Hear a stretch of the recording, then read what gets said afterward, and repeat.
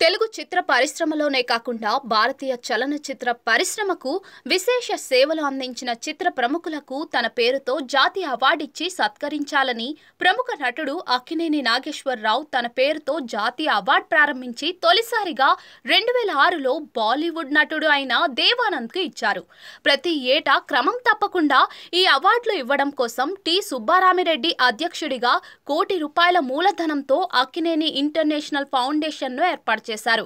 ఇక అప్పటి నుంచి షబనా ఆజ్మీ, అంజలిదేవి, వైజయంతిమాల, లతా మంగేష్కర్, కె. బాలచందర్, హేమమాలిని, శ్యామ్ బెనగల్ వరుసగా అక్కినేని జాతీయ అవార్డు అందుకున్నారు.